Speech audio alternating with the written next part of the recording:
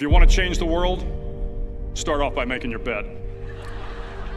If you make your bed every morning, you will have accomplished the first task of the day. It will give you a small sense of pride, and it will encourage you to do another task, and another, and another.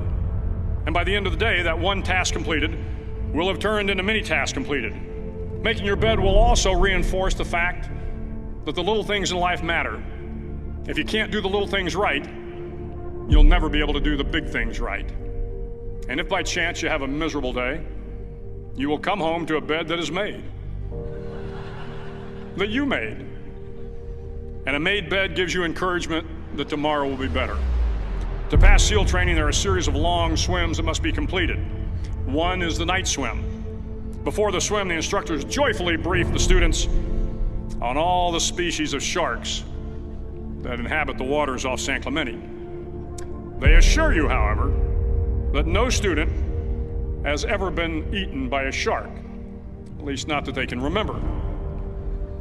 But you are also taught that if a shark begins to circle your position, stand your ground.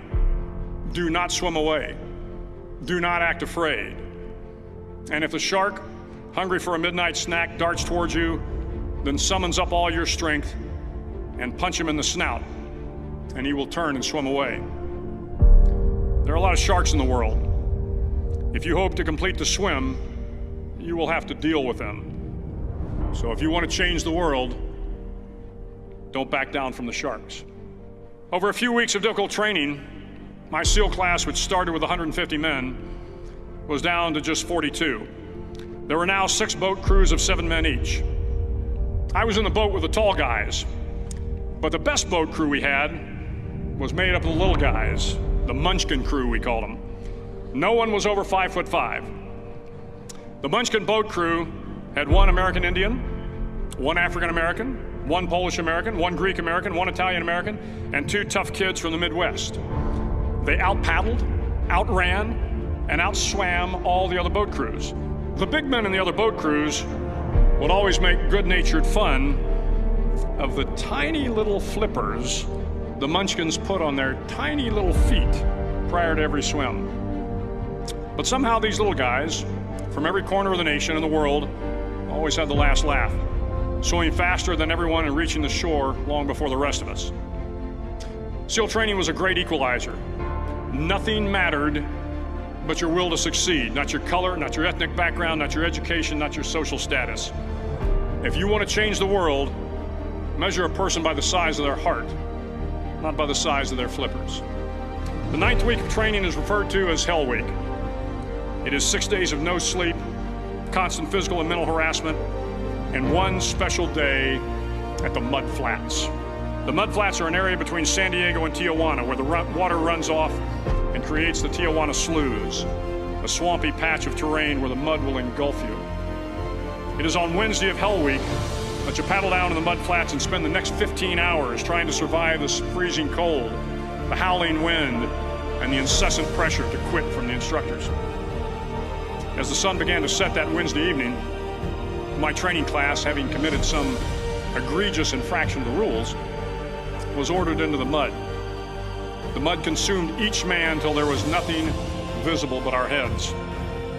The instructors told us we could leave the mud if only 5 men would quit.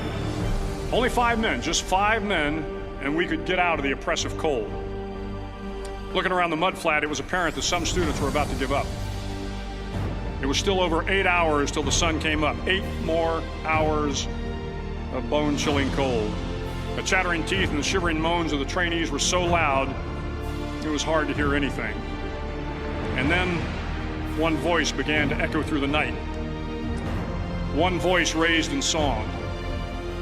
The song was terribly out of tune, but sung with great enthusiasm.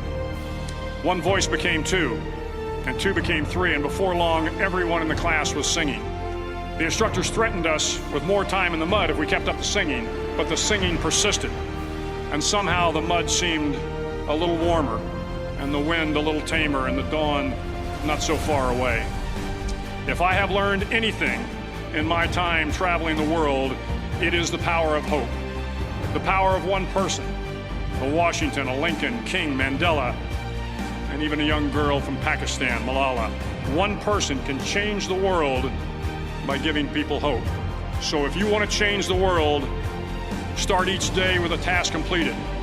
Find someone to help you through life. Respect everyone. Know that life is not fair and that you will fail often. But if you take some risks, step up when the times are the toughest, face down the bullies, lift up the downtrodden, and never ever give up. If you do these things, the next generation and the generations that follow will live in a world far better than the one we have today. And what started here will indeed have changed the world for the better.